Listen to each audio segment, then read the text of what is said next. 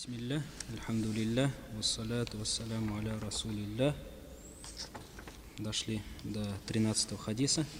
Этот хадис приводит Анас бин Малик, слуга пророка, саллаллаху алейхи вассалям. Его мама отдала его на услужение пророку, саллаллаху алейхи вассалям, в 10 лет. И он тот, за кого сделал пророк, саллаллаху алейхи вассалям, дуа, чтобы его имущество, его дети и его жизнь, чтобы его имущество было обильным, у него было много детей, и чтобы он прожил долгую жизнь. И все это произошло. Было у него много детей. Был он один из самых богатых среди ансаров, так как его сад давал плоды 2 раза в год, а у других сподвижников давал плоды только 1 раз в год. И он прожил больше 100 лет. И Анас бин Малик приводит: «Каля Расулуллахи саллаллаху алейхи вассалям», сказал посланник Аллаха, саллаллаху алейхи вассалям: «Ман салля салятана, вастакбаля киблатана, ва акаля забихатана, фадалика аль-муслим, аллади лаху зимматуллахи ва зиммату расулихи, фаля тухфируллаха фи зимматихи». Раваху аль-Бухари. То есть в сборнике имам Бухари приводится этот хадис. Пророк, саллаллаху алейхи вассалям, сказал: «Ман салля салятана», тот, кто будет совершать наш намаз, то есть тот намаз, ту молитву, которую совершают мусульмане. Тут подразумевается тот человек, который уже уверовал в Аллаха, единобожник, который подтверждает пророчество Мухаммада, саллаллаху алейхи вассалям, и подтверждает все то, что пришло от пророка, саллаллаху алейхи вассалям. И пророк, саллаллаху алейхи вассалям, начал именно с молитвы и опустил все остальное, так как указание на то, что человек читает намаз, это является подтверждением, и это является знаменем ислама. Молитва является знаменем ислама и знаменем того, что человек мусульманин. То есть явно указывает на то, что человек мусульманин. И поэтому он тут не упомянул пророк, саллаллаху алейхи вассалям, 2 свидетельства. Свидетельство шахада ля иляха илляллах и шахада Мухаммадар Расулуллах. А просто сказал тот, кто читает нашу молитву, то есть совершает молитву, которую совершают мусульмане. И в этом указание на то, что этот человек единобожник, и то, что этот человек подтверждает пророчество и подтверждает, верует во все то, с чем пришел пророк, саллаллаху алейхи вассалям. Потом пророк, саллаллаху алейхи вассалям, сказал: «Вастакбаля киблатана», и тот, кто направляется в нашу киблу, то есть во время молитвы направляется в нашу киблу. Хотя то, что пророк, саллаллаху алейхи вассалям, сказал, это и то, что человек читает молитву, это уже подразумевает то, что он в сторону киблы. Потому что в сторону киблы направляться во время намаза является условием намаза, которое должно выполняться, если человек намеренно оставляет, без какой-либо причины, то в этом случае его молитва не будет действительной. Однако почему тут пророк, саллаллаху алейхи вассалям, упомянул «вастакбаля киблатаны», и тот, кто направляется в сторону нашей киблы, потому что все знают киблу мусульман. Все знают киблу мусульман, и большинство людей знает то, что мусульмане направляются во время намаза, во время молитвы в сторону киблы. Даже если человек не умеет читать намаз, он знает, что есть у мусульман кибла. Поэтому пророк, саллаллаху алейхи вассалям, указание на то, что если человек не читает, но все равно знает с киблу, направляется в эту киблу. И так как молитва есть и у других религий, тоже есть, например, сажда, земной поклон, есть поясной поклон, руку'. А кибла именно то, что выделяет мусульман. Во время молитвы направляться в сторону Каабы, это то, что выделяет молитву мусульман от молитвы других людей. И тут пророк, саллаллаху алейхи вассалям, не упомянул закят, не упомянул хадж, или потому что эти поклонения еще не были вменены в обязанность, или потому что то, что человек читает намаз, Это уже указание на то, что он все, что от Аллаха, от пророка пришло, все принимает. И вот это читать намаз, поворачиваться в сторону киблы, это из поклонения. И пророк, саллаллаху алейхи вассалям, переходит от того, что от поклонения к обычаям. От поклонения к обычаям. Или то, что является, если с одной стороны посмотреть обычаем, а если посмотреть с другой стороны поклонением. И пророк, саллаллаху алейхи вассалям, сказал: кто читает нашу молитву и поворачивается в сторону нашей киблы, и кушает то, что было заколото мусульманином. То есть то мясо того животного, которое заколол мусульманин. И кушает то, что было заколото мусульманином. Так как в основе кушать мясо — это не поклонение какое-то, это обычай. Однако иногда это доходит до поклонения, так как, например, Аллах Субхану ва Тааля запретил кушать мясо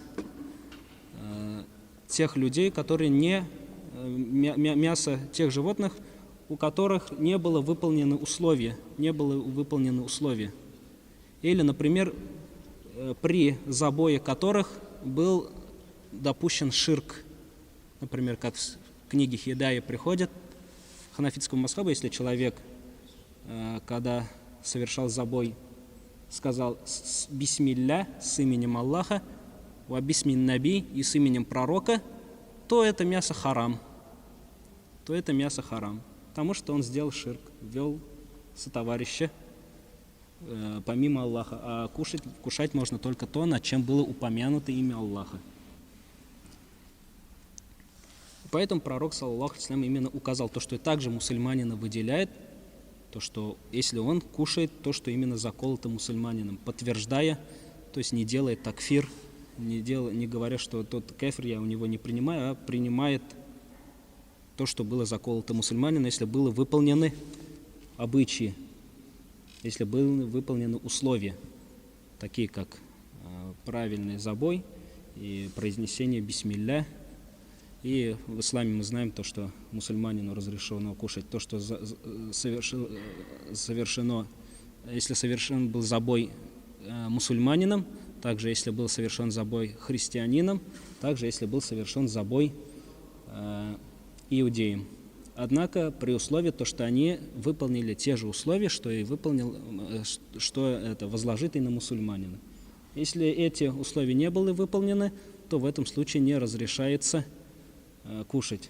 Самое удивительное — это то, что иногда видишь, что мусульманин, когда слышит, что человек, например, не читает намаз, но совершил забой, не кушает его, то мясо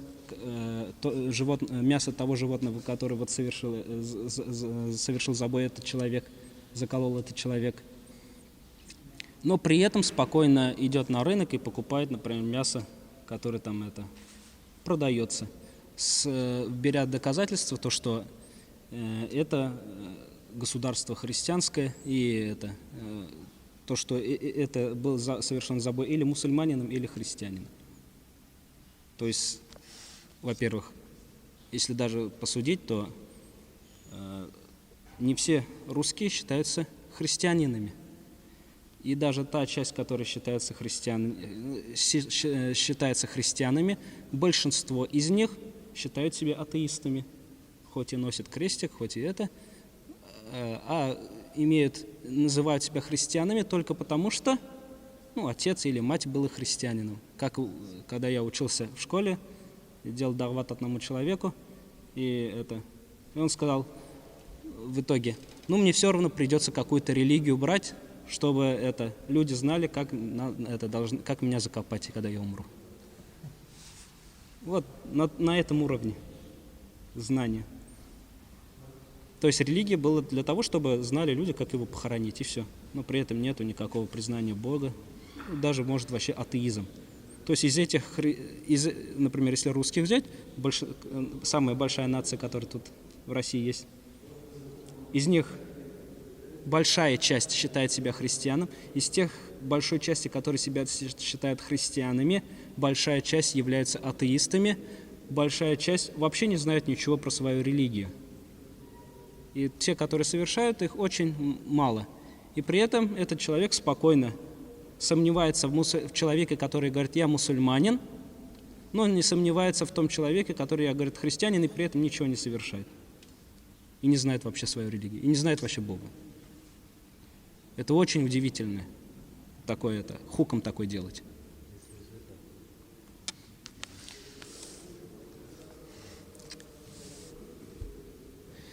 Фазалика, то этот человек, говорит пророк, саллаллаху алейхи, который собрал в себе вот эти три качества, то есть он читает молитву, поклонение совершает как мусульмане, и обычаи у него, обычаи мусульман, то есть он в своих обычаях не подражает другим, а обычаи у него обычаи мусульман, то этот человек муслим, то этот человек мусульманин.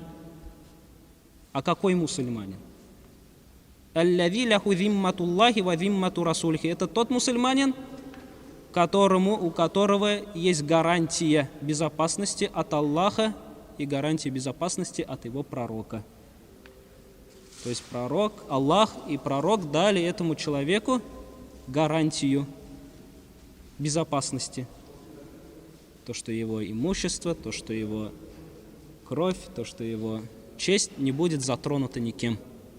И поэтому пророк, саллаллаху алейхи вассалям, говорит: «Фаля тухфируллаха фи зимматихи». Поэтому не нарушайте ту гарантию, которую дал Аллах.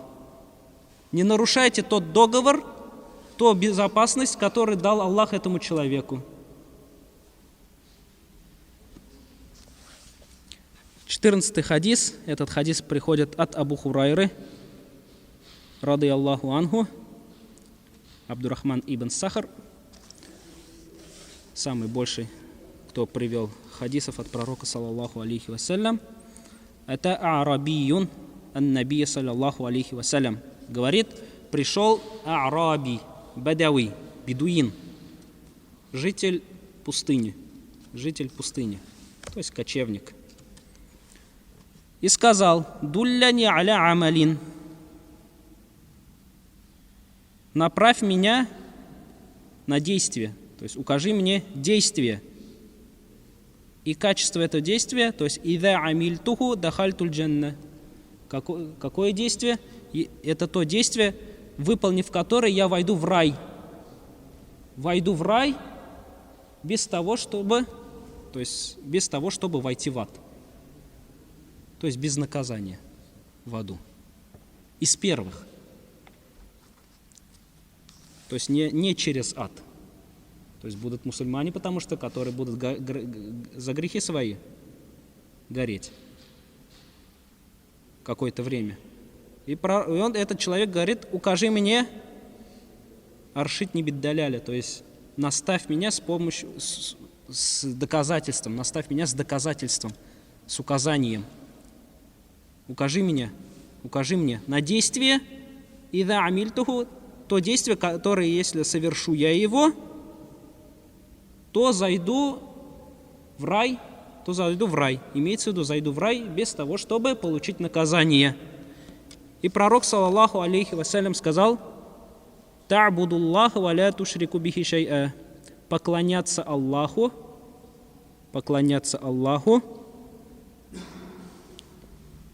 и не предавать ему сотоварища, и ничего не предавать ему в сотоварищи. Шай'a, то есть вообще ничего. Все, что можно включить слово что-либо, все вот это входит. То есть что можно включить в что-либо? Все. То есть ничего не предавать Аллаху в сотоварищи. Шай'ун — это что-либо. И не предавать Аллаху в сотоварищи что-либо. То есть это указание на единобожие,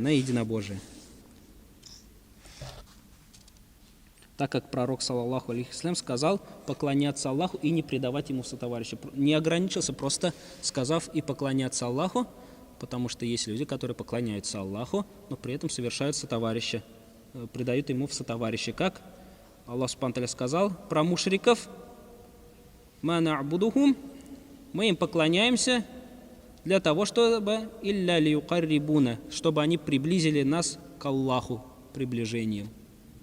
Для того, чтобы приблизили, то есть они поклоняются Аллахам, но поэтому посредством этого еще поклоняются и другим.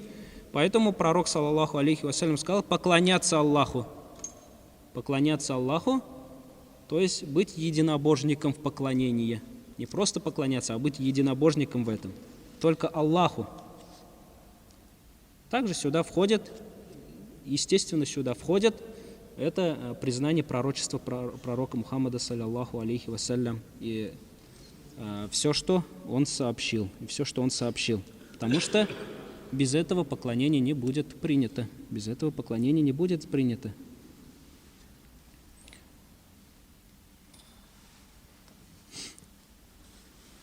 Также Аллах Субханаху ва Тааля сказал: «Фаман кана ярджу ликаа раббихи фальямаль амалян салихан ва ля юшрик би'ибадати раббихи ахада». И тот, кто надеется на встречу с Аллахом, то пускай совершает правильные действия, правильные дела. Амалян салихан, или как переводят, праведные дела. Но это тут Аллах Субхану ва Тааля использовал слово салих. А салих это означает то, что правильное действие, не испорченное. Пускай совершает действия правильные, не испорченные. Имеется в виду, чтобы они были выполнены условия, это соответствие шариату, и чтобы был в этом ихлас ради Аллаха. И пускай не предает в этом поклонение своему Господу никого в сотоварищи. Потом пророк, саллаллаху алейхи вассалям, сказал: «Ватукимус саля аль-мактуба», и выстаивать молитву предписанную. Предписанную, то есть обязательную, 5 обязательных молитв. Выполняя его условия и выполняя его рукны, известные. «Ватуадди закят аль-мафруды», и выплачивать обязательный закят. Тут пророк, саллаллаху алейхи ва саллям, сказал обязательный закят, то есть чтобы люди не поняли, что садака помимо закята является обязательным. А именно про обязательные закяты пророк, саллаллаху алейхи ва саллям, указал. «Ватасуму рамадан», и совершать пост в Рамадане. И тут не сказал обязательный пост совершать, потому что в Рамадане только обязательный пост можно совершать. Другого поста нету в Рамадане. И сказал вот этот бедуин: «Валлади нафси биядихи», поклялся, клянусь тем, в чьих руках, в чьей руке, в чьей длани моя душа. «Ла азиду аля хаза шай'ан», я не прибавлю к тому, что было упомянуто, ничего от себя. «Валя анкусу минху», и также не убавлю. Тут есть разные объяснения на эти слова. Что означает «я не прибавлю к этому ничего» и «не уменьшу из этого ничего». Некоторые сказали, то есть «ля азиду аля хаза суаль», то есть я больше не спрошу тебя, о других вещах больше не буду спрашивать. Раз пророк, саллаллаху алейхи ва саллям, перестал говорить, то есть я больше не буду спрашивать. Однако из того, что я услышал, я все буду выполнять. Некоторые так это объяснили слова. Некоторые сказали, что этот человек пришел с делегацией, то есть был посланником от племени. И поэтому сказали, смысл «не прибавлю к этому ничего» и «не убавлю», то есть когда буду доводить вот эти слова до своего народа, я ничего не прибавлю, ничего не убавлю, а доведу так, как от тебя услышал. Некоторые так объяснили это. И так как поклонение включает в себя не только выполнение каких-то обязательств, но также и оставление греховного, оставление некоторых действий.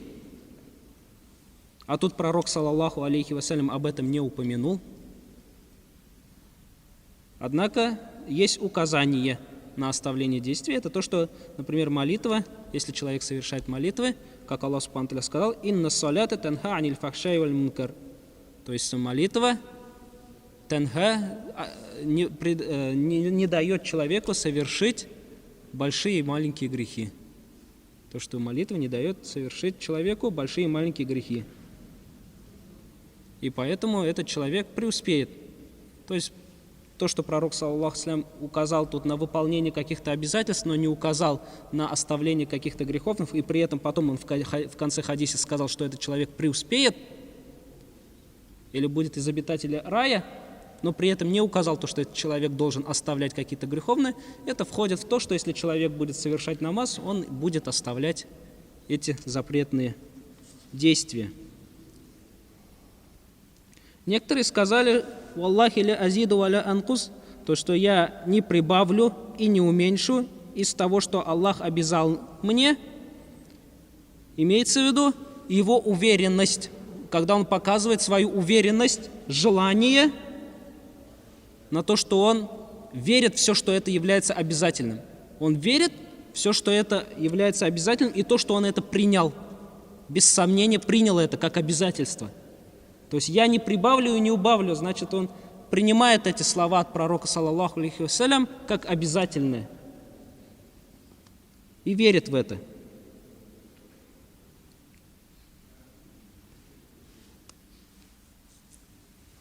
Некоторые сказали, тут пророк, саллаллаху алейхи вассалям, не указал на дополнительные действия, так как некоторые дополнительные поклонения еще не были вменены в обязанность. Другие сказали, что нету нужды тут упоминать о дополнительных поклонениях, потому что дополнительные поклонения, они являются тем, что пополняют обязательные. То есть, если в обязательных поклонениях есть какие-то недостатки, вот эти дополнительные поклонения как раз это покрывают вот эти недостатки. Тут пророк, саллаллаху алейхи вассалям, не упомянул про хадж, но в других риваятах есть, что он упомянул хадж. В некоторых риваятах он не упомянул закят, в некоторых риваятах он не упомянул пост, в некоторых риваятах он не упомянул иман, то есть поклоняться Аллаху, мы, как сказали, это имеется в виду не просто выполнение каких действий, а это быть единобожником, потому что пророк, саллаллаху алейхи ва саллям, поклоняться Аллаху и не предавать ему сотоварища. Поэтому здесь не просто имеется в виду выполнение каких-то действий, а имеется в виду быть единобожником, пророк, саллаллаху алейхи ва саллям, сказал. А в некоторых упомянул поддержка родственных связей и сказали то, что некоторые сказали, что это разные случаи в разные времена произошедшие, поэтому в разных риваятах по-разному приходят. А другие сказали, это кто-то что-то услышал, а кто-то что-то не услышал, кто-то что-то запомнил, а кто-то что-то не запомнил. И когда этот бедуин ушел, фалямма валля, когда он ушел, пророк, саллаллаху алейхи вассалям, сказал: кто хочет, то есть кого обрадует посмотреть на человека из обитателей рая, то пускай посмотрит на этого человека. Кого обрадует посмотреть на человека из обитателей рая, то пускай посмотрит на этого человека, сказал. Потому что этот человек, у него было твердое намерение, то, что он будет, все, что является фарзом, он будет выполнять, без сомнения, примет от Аллаха, от посланника Аллаха, саллаллаху алейхи вассалям, и также оставит все, что было запрещено. И пророк, саллаллаху алейхи вассалям, как бы указывает, тот, кто хочет также быть как он, из обитателя рая, то пускай будет у него такое же намерение, как у этого человека.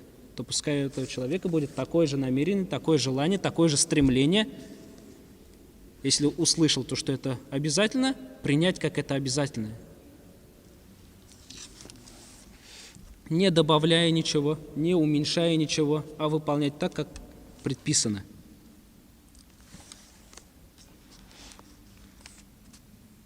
Следующий хадис, 15-й хадис, это от Суфьяна ибн Абдилля ат-Thaqафи. Приводится то, что он сказал: «Культу, я сказал, о посланник Аллаха, я Расуль Аллах, кулли фил ислами каулян, ля ас'алю анху ахадан ба'дак». О посланник Аллаха, скажи мне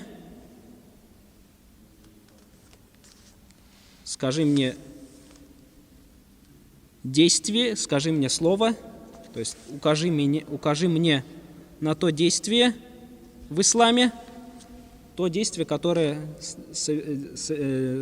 которое пополняет ислам, делает ислам полноценным, или то слово, которое укажет мне на цели ислама, на начинание и цели ислама.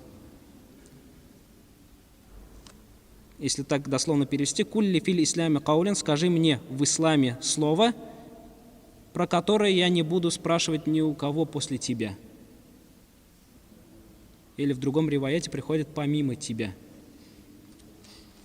То есть укажи мне на действие или укажи мне на цели, которые сделают совершенным мой ислам. То есть те цели, которые являются основами ислама, начинаниями ислама, то цели, которые преследуют ислам, чтобы я не спрашивал после тебя кого-либо. И пророк, саллаллаху алейхи вассалям, сказал: «Куль аманту билляхи, сумма стаким», скажи, я уверовал в Аллаха. То есть уверовал в то, что является обязательным верить. То, что является обязательным верить. Скажи, я уверовал в Аллаха, сумма стаким, а потом встань на прямую дорогу. То есть вот это сумма стаким, истикама, есть такое слово, у него есть несколько пониманий, несколько объяснений. Одно из пониманий — и встань на прямую дорогу.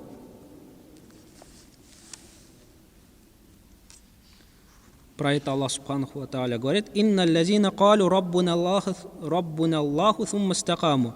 Поясни, те, которые сказали «наш Господь Аллах», и потом встали на прямой путь. Сират аль-мустаким, и потом встали на прямой путь. Так как человек, который говорит, что мой Господь Аллах и истинно верует в Него, то он будет поклоняться и выполнять другие обязательства, которые есть у него перед Аллахом.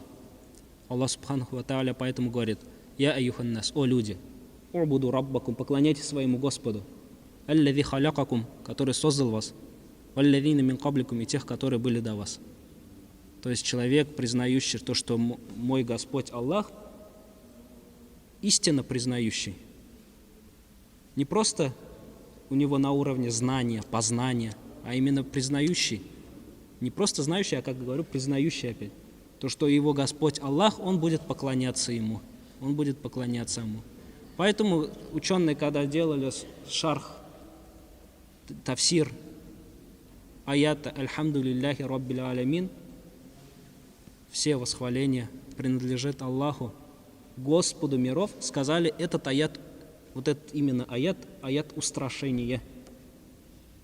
Аят устрашения. В чем же устрашение здесь? То, что оказывается, Аллах, Он Раббуль Алямин, Господь миров.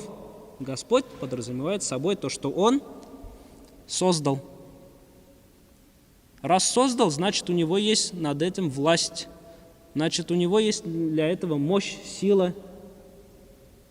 И раз мы видим величие всех этих созданий, то значит, она, вот эта мощь, сила безгранична. Также Господь миров указывает то, что Аллах Субхан, вот эти все миры, все, что помимо Аллаха, принадлежит Ему. То, что как бы человек не старался бы уйти из владения Аллаха, он никак не сможет уйти из владения Аллаха. Он всегда будет в Его владениях находиться. Находиться под Его властью, находиться в Его владениях. И раз Он в Его владениях, и все, что мы видим, это принадлежит Аллаху. И даже человек не может не пошевелиться, не вздохнуть, ничего не сделать, если бы Аллах не дал бы ему эти способности. Человек даже вот, мы говорим, что человек сильный человек, человек способный человек. Но однако, если посмотрим, человек дышит воздухом. Воздух создал Аллах. Однако человек, то, что он дышит, кто дал способность ему легких дышать? Дал ему Аллах. Значит, если бы Аллах не дал бы ему это, он не смог бы дышать, значит, не смог бы жить. Значит, раз не смог бы жить, он не был бы способен на что-либо. Человек двигается посредством того, что у него есть энергия, потому что он кушал что-то, пил что-то. Но вот это все, что пил, он кушал, это кто дал ему? Это дал ему Аллах. Если человек скажет, я взрастил ее в земле, ладно, а кто дал земле такую способность взращивать растения? Кто дал растению способность, чтобы она росла, впитывая вот это из земли? Мы же, например, человека закопаем, он не сможет расти. Также возьмем ребенка, закопаем по колено в землю, он корни не пустит, у него нет такой способности. А вот, например, у растений есть такая способность. Так же? Вот. И как бы человек не пытался оправдать, что это я своими силами, всегда найдется то, что это, чем ему ответить. И вот человек кушает из того, что дал ему Аллах, из того, что дал он способность, также человеку дал способность, то, чтобы он вытаскивал из того, что ему полезно из этой вещи, и выводил из того, что ему не нужно. Дал ему способность. Значит, человек двигается только потому, что Аллах Субхану ва Тааля вот это все ему даровал. Вот. И человек, вот, когда начинает осознавать то, что мой Господь именно, по правде Аллах, и что такое Господь, вот тогда он начинает бояться. Почему? А зачем он меня создал? А зачем он меня создал? Должен появиться такой вопрос. Если он меня создал для какой-то причины, что это за причина? Какие у меня перед ним обязанности? Вот поэтому вот этот аят, по правде, он аят страха, который страх должен. От этого аята у мусульманина должен появиться страх. Ну, Аллах Субхану ва Тааля, знаем, что он, когда чем-то устрашает, после этого всегда что?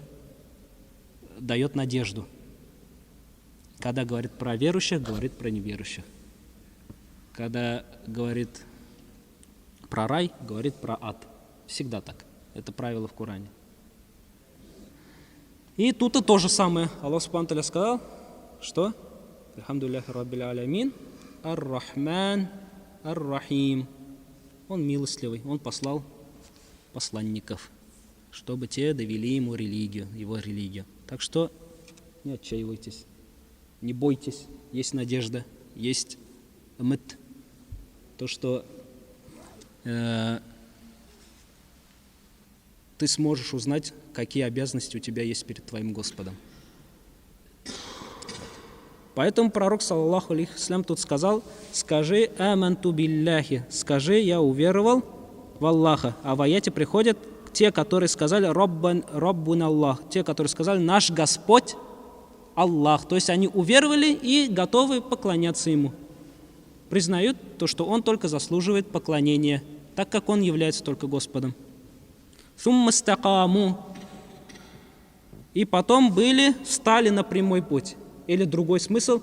И потом проявляли усердие. Проявляли усердие в выполнении поклонения и востережения запретного. Старались быть на этом пути.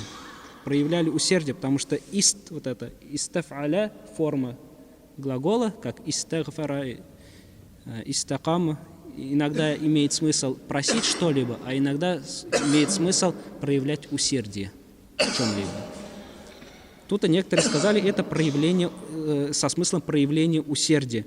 Проявление усердия в выполнении тех обязанностей, которые на нем возложит. И вот мы, смотрите, всю жизнь прожили, и приходит время умирать. Очень страшный, вот если подумать так, очень страшный момент, потому что вот душа забирается, когда пророк, саллаллаху алейхи вассалям, сказал, все, дела прекращаются.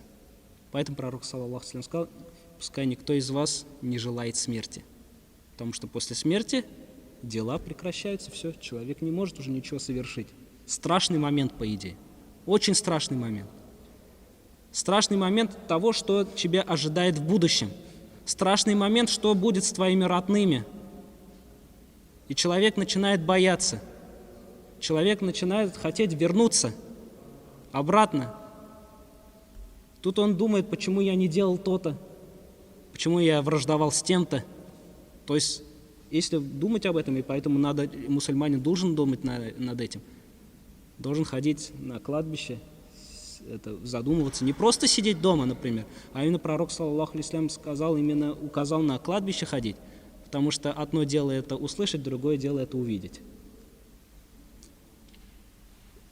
Вот этот сложный момент, вот те, которые сказали, что мой Господь Аллах, и потом придерживались этого, были крепкими на этом, были на прямом пути, выполняя обязательства и остерегаясь запретного, то татаназзалю алейхимуль маляйка, не сходят к ним ангелы. В этот момент, когда человек боится, не знает, вот у него нету сколько он упущений сделал, сколько, например, обещаний не выполнил, сколько фарзов упустил, если даже выполнил их с упущениями, сделал некоторые харамы, боится, и также боится, что и тут к нему ангелы спускаются. И говорят: «Алля тахафу», не бойся. Не бойся того, что ожидает тебя впереди. И не бойся, и не печалься за то, что ты оставил. И радуйся раю. Вот в этот самый сложный момент, из-за того, что человек сказал мой Господь Аллах, и потом придерживался этого, был крепок на этом, ангелы спускаются ему в самый тяжелый момент и радуют его, и говорят: не бойся будущего. И не печалься за то, что ты оставил, и радуйся раю. И человек начинает что? Стремиться встретиться с Аллахом. И про это пророк, саллаллаху алейхи ва саллям, сказал, то, что из качеств верующего это то, что кто желает встречи с Аллахом, Аллах желает встречи с ним. А кто не хочет встретиться с Аллахом, то Аллах не хочет встретиться с ним. И Аиша, когда услышала это, подумала, то, что это не желание умереть. Нет, не это имеется в виду, а вот это положение. То, что верующий, если ему ангел придет и скажет это: не бойся, не печалься, тебе рай, он захочет встретиться с Аллахом. И значит, Аллах что? Захочет. А если придет другой ангел, который будет вырывать его душу, когда увидит душа этого ангела, она сразу по всему телу, что не захочет вылезать. И в этот момент вот этот человек не захочет встречи с Аллахом, и Аллах не захочет встречи с ним. Однако, чтобы вот мы были, вот нам было бы вот это слава ангела, для этого нужно, вот как пророк, саллаллаху алейхи ва саллям, сказал: скажи мой Господь Аллах, потом это уверуй в Аллаха и в то, что нужно верить, и потом суммастаким, а потом выполняй то, что было велено, и остерегайся того, что было запрещено. Приводится также от Али, рады Аллаху анху, то, что он сказал: культу я Расуль Аллах, о посланник Аллаха, дай мне наставление. О посланник Аллаха, дай мне наставление. Васият. То, что я буду делать после твоей смерти. Обычно васият. И пророк, саллаллаху алейхи ва саллям, сказал: скажи Рабби Аллах, скажи мой Господь Аллах, сумма стаким. То есть, как мы сказали, мой Господь Аллах — это не просто признание, что существует Аллах, а это истинное признание, то, что мой Господь Аллах, который подразумевает собой поклонение Аллаху, признание то, что Аллах только заслуживает поклонения. И потом придерживайся этого, потом будь на прямом пути. И это я сказал, говорит, мой Господь Аллах, «Вама тауфики илля биллях», а мой тауфик, это то, что Аллах субхану ва тааля, когда наставляет человека, это от Аллаха, с помощью Аллаха, только посредством помощи Аллаха. «Ва алейхи таваккальту», и я на него уповаю и к нему возвращаюсь. И пророк, саллаллаху алейхи ва саллям, после того, как Али так сказал: поздравляю тебя с знаниями. Поздравляю тебя с знаниями. И в этом хадисе есть, этот хадис сбирает в себе все основы ислама. И это единобожие, раз, и поклонение, два. Таухид, единобожие, включает в себе слова «Аманту биллях», уверовал в Аллаха, а поклонение включает в себя «Сумма стаким», и потом «Будь на прямом пути». Потому что истикама – это выполнение все, что было велено, и остерегание того, что было запрещено. Сюда же входят и дела сердца, и дела тела, и иман, и ислам, и ихсан. И истикама собой подразумевает то, что нету там кривого. И есть такой хадис пророка, саллаллаху алейхи ва саллям. Этот хадис является слабым, однако у него очень много путей этого хадиса, и ученые сказали, что как для побуждения к действиям этот хадис можно приводить.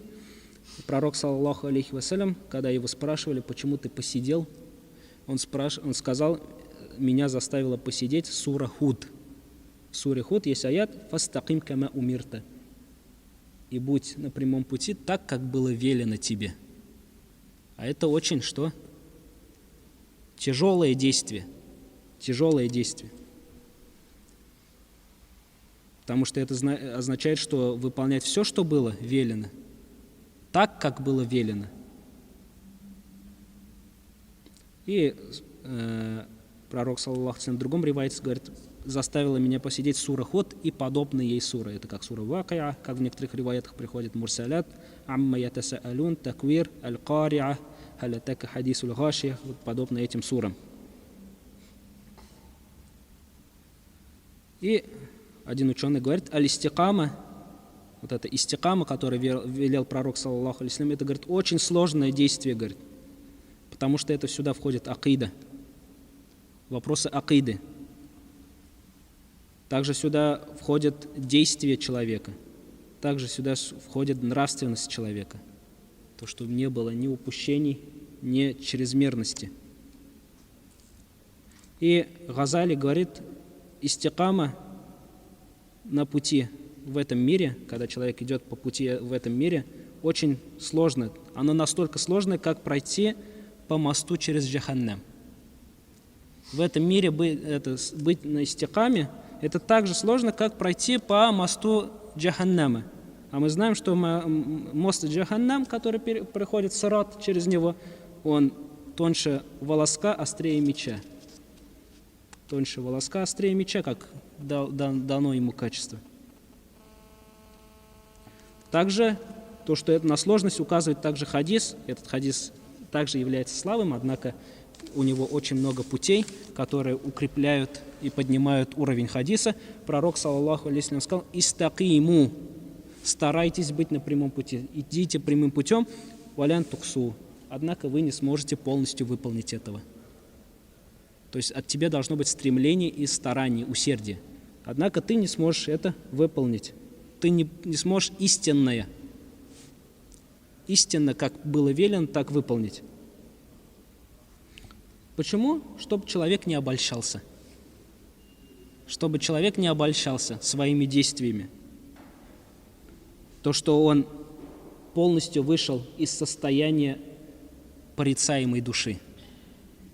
Что он вышел из состояния порицаемой души.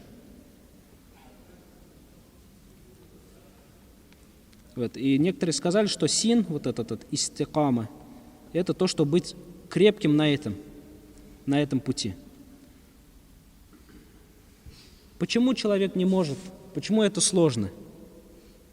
Быть на истикаме?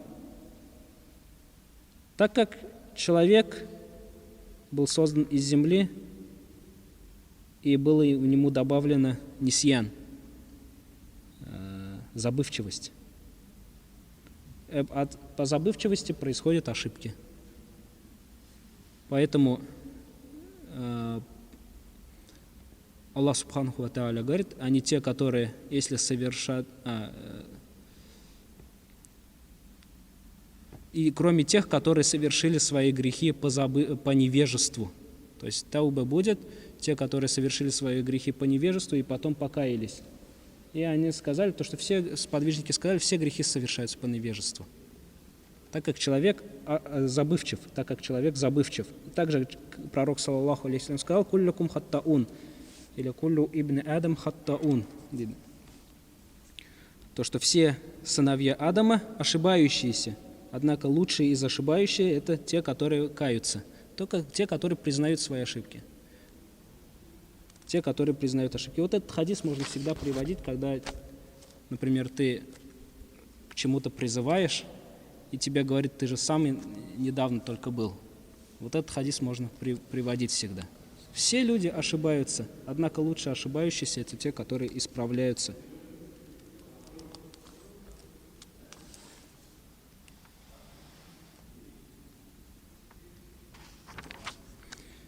Также было сказано,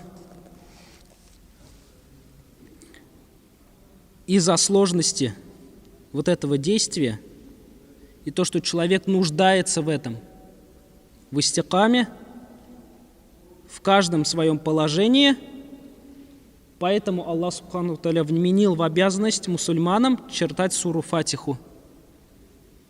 Потому что «Ихдинас сират аль-мустаким», истикам, с путем, в котором есть истикама, в котором нету кривости. Поэтому Аллах Субхану ва Тааля велел, потому что человеку это сложно. И чтобы человек не обольщался, то, что он на прямом пути. То, чтобы человек всегда старался идти этим путем. И чтобы шайтан его не вывел из этого пути. То есть некоторые могут сказать: ну вот я ислам принял, я верю в Аллах, я читаю намаз, совершаю это. Почему мне все время у Аллаха Субхану ва Тааля просить: веди меня прямым путем? Вот из-за этого, потому что это сложно. Поэтому Аллах Субхану ва Тааля велел суру Фатиху читать, в котором есть заключено дуа, просить Аллаха Субхану ва Тааля, чтобы он повел его прямым путем. И это 5 раз в день. 5 раз в день как минимум. Еще в каждом намазе по несколько ракаатов.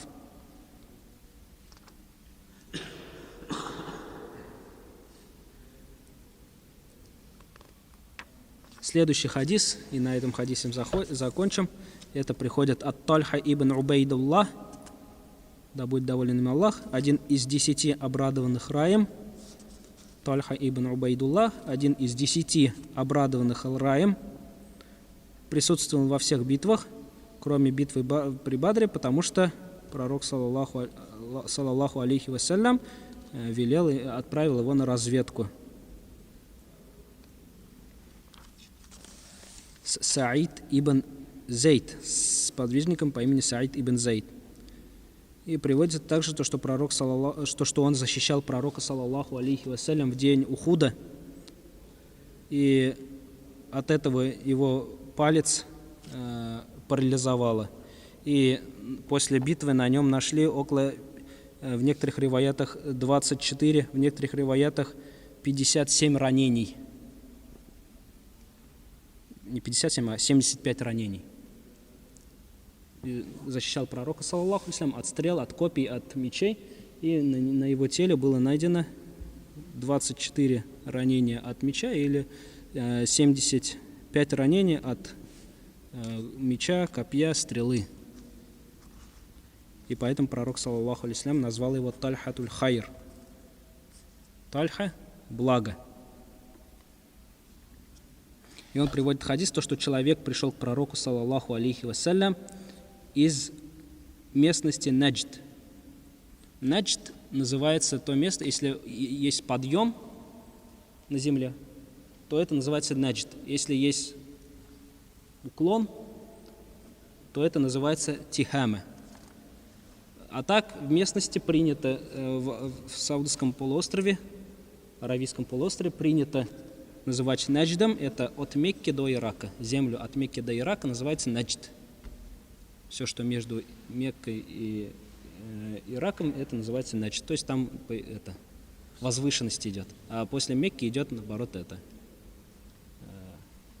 понижается земля.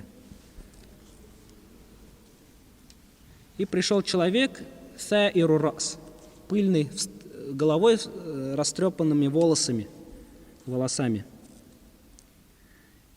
И мы услышали, говорит, гул его звука, то есть что-то бубнил. Но мы не могли расслышать, так как этот человек был далеко. Говорил что-то, однако его голос был похож на голос, как звук пчелы там, или как звук мухи, вот такой, то есть нельзя было разобрать. Дави саутихи, говорит, то есть гул его звука, его голоса. И мы не понимали то, что он говорит, потому что он был далеко. Пока он не приблизился к посланнику Аллаха, саллаллаху алейхи вассалям, и оказалось, что он спрашивает, оказывается, про ислам. И оказалось, что он, оказывается, спрашивает про ислам. И пророк, саллаллаху алейхи вассалям, сказал: «Хамсу салаватин фил яуми валь лейля» — совершать 5 молитв в днем и ночью. Совершать 5 молитв днем и ночью. И тут пророк, саллаллаху алейхи вассалям, не указал ему на свидетельство, так как этот человек уже был верующий, и он не про суть ислама спрашивал, а обязательства в исламе. И одно из самых важных обязательств ислама — это пятикратная молитва. И тут пророк, саллаллаху алейхи вассалям, указал 5 молитв, хотя есть обязательства и помимо пятикратного, это как, например, джумга намаз, но джумга намаз как раз входит в это пятикратное. И, например, праздничный намаз, но он раз в год, а не каждый день. Поэтому пророк, саллаллаху алейхи вассалям, ограничился 5 намазами. Некоторые ханафиты сказал пророк, саллаллаху алейхи вассалям, 5 молитв и не упомянул про витр, потому что витр в то время не было еще вменено в обязанность. То есть в ханафитском мазхабе, по мнению Абу Ханифы, витр является не фарзом, но ваджибом, чуть ниже положением. То есть если человек отрицает его обязательность, то есть не становится неверующим, однако является фасиком. Если не совершает, является фасиком. Однако 2 его ученика сказали, она является сунной. Витр является сунной, не ваджибом. И взяли вот этот хадис как доказательство. Пророк, саллаллаху алейхи вассалям, сказал: на тебе возложит каждый день читать 5 намазов. Вот. Некоторые ханафиты, которые считают, что витр это является ваджибом, сказали, или еще не пришли в это время доказательства на обязательность витра, или то, что витр, он намаз, который следующий за айшой, то есть приписывается к 5-му намазу айша ясту.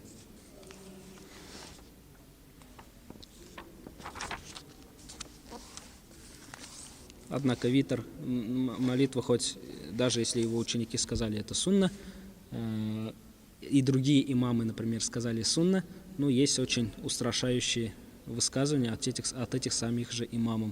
Как имам Ахмад сказал: я не приму свидетельство того, кто не читает витр, кто оставляет витр намаз. Указанием на то, что это является из намазов, которые являются сунной, самым утвержденным, так как приходят хадисы, очень чуть ли то, что привело к ханафитов сказать, что это ваджиб. Это как то, что я ахлиль Кур'ан аутиру, то, что люди Кур'ана, совершайте витр намаза. Или те, кто не совершает витр намаз, тот не из нас. Вот такие устрашающие хадисы. Потом пророк, саллаллаху алейхи вассалям, сказал: «Илля анта тауа». Если нет, на тебя не возложит, нету других обязанностей из молитв, если только ты не будешь совершать добровольно. И тут вот есть разногласие. Ханафиты, пророк, саллаллаху алейхи вассалям, сказал: 5 молитв днем и ночью, и человек говорит: а на мне другие молитвы есть в течение дня и ночи? И пророк, саллаллаху алейхи вассалям, говорит: нет, кроме как, если ты совершишь их добровольно. И ханафиты сказали, то есть не является обязательным, если только ты не совершишь добровольно. Это есть такое разногласие между учеными, если человек совершает сунну, совершает какое-нибудь дополнительное действие. Как только до того, как он ее совершит, это действие является добровольным. То есть если он не совершит его, изначально, то нету на нем греха. Однако ханафиты и некоторые другие ученые, как маликиты, сказали, если человек все-таки сказал Аллаху Акбар и вошел в намаз, то из сунны она становится ваджибом. Из сунны становится ваджибом. Что это означает? То, что просто так ты его не можешь оставить. Если ты просто так прервешь намаз, то ты грешник, фасик. И если ты его оставил, все-таки пришлось, например, оставить, то ты должен каза сделать. Каза сделать этой молитвы. И вот этот хадис и другие хадисы взяли как доказательство. То есть человек говорит, смотрите, есть ли на мне другие молитвы? И пророк, саллаллаху алейхи ва саллям, сказал, нет, если ты только не будешь читать добровольно. Если только ты не будешь совершать добровольные молитвы. Как бы вот тут два смысла есть. Или пророк, саллаллаху алейхи ва саллям, говорит, нету два смысла. Первый смысл — это нету больше обязательных молитв, есть только добровольные. И второй смысл — нету обязательных молитв, есть только добровольные. Если ты начнешь совершать добровольное, то это становится обязательным. Вот два смысла. У каждого есть свои далили. То есть это правило в усуле фикхи, которые вот есть разногласия между учеными. Если человек совершает добровольные действия, добровольный пост, добровольный намаз, добровольные другие действия, до того, как он начал его совершать, оно является добровольным, если он оставит, нет греха. Однако, если он все-таки начал его совершать, то вот ханафиты говорят, что это становится из сунны, превращается в ваджибом. Становится ваджибом. А? До конца. Да, до конца должен. Не имеет права прерывать эту молитву. И если прервал, то нужно будет каза сделать. Вот. У каждого есть свои доказательства, как за, так и против этого. Но это пока не тема урока, это будет дальше, иншаллах, когда зайдем в главу намаза. Дальше пророк, саллаллаху алейхи ва саллям, сказал: «Вассияму шахри Рамадан», и пост в месяц Рамадана. И он сказал: «И есть ли на мне другой пост?» И пророк, саллаллаху алейхи ва саллям, сказал: «Нет, опять же, кроме если только ты сделаешь добровольно». И тут опять вот это же разногласие. Потом передатчик говорит, и пророк, саллаллаху алейхи ва саллям, упомянул про закят. То есть он забыл, что пророк, саллаллаху алейхи ва саллям, говорил про закят, но при этом сделал указание на то, чтобы не пропал смысл хадиса. То есть это разрешается иногда доводить смысл хадиса. Тут он не сказал, что пророк, саллаллаху алейхи ва саллям, сказал про закят то-то и то-то своими словами, а сказал, и упомянул пророк, саллаллаху алейхи ва саллям, про закят, но он забыл. Передатчик забыл, и про это просто сделал только указание, чтобы люди знали, что и про закят все-таки было слово. И человек сказал, есть ли на мне другое? И пророк, саллаллаху алейхи ва саллям, сказал, нет, если ты только совершишь это добровольно. И потом этот человек ушел, и он, говоря, клянусь Аллахом, я не прибавлю к этому, ничего не прибавлю к этому и ничего не убавлю от этого.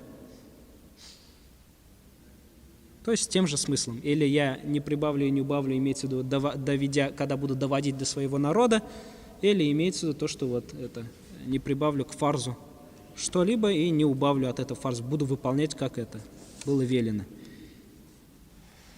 И пророк, саллаллаху алейхи ва саллям, сказал, афляха раджулю ин садака, афляха преуспеет. И опять этот же глагол использовал афляха. Афляха – это преуспевать. Однако есть у этого глагола другой смысл. Это что-то разделять. То есть, когда человек берет плуг и разделяет землю плугом, вот это называется фаляха глагол. Разделять. Тяжесть. То есть, для того, чтобы преуспеть, надо преодолеть тяжести. Просто так нельзя преуспеть. Для того, чтобы достигнуть победы, преуспеть, нужно вот преодолеть тяжесть. Как бы указание, из-за этого именно этот глагол был использован. То же самое муфлихун. Аллах субхану говорит в суре Бакара в начале. Уляйка хумуль муфлихун. То есть это те, которые преуспели. Но сам глагол подразумевает то, что они преодолели тяжести для того, чтобы преуспеть. И преуспеть как в этом мире, это счастливая жизнь, выполняя причины, правильные причины, и также преуспеть в ахирате. В одном риваяте добавлено то, что пророк, саллаллаху алейхи вассалям, добавил: без сомнения. Преуспеть без сомнения. Но ин садака, говорит, если он ин садака, то есть если был правдив в этом. Если правдив был в своих словах, то он преуспеет. Субханакаллахумма ва бихамдика, ашхаду ан ла иляха илля анта, астагфирука.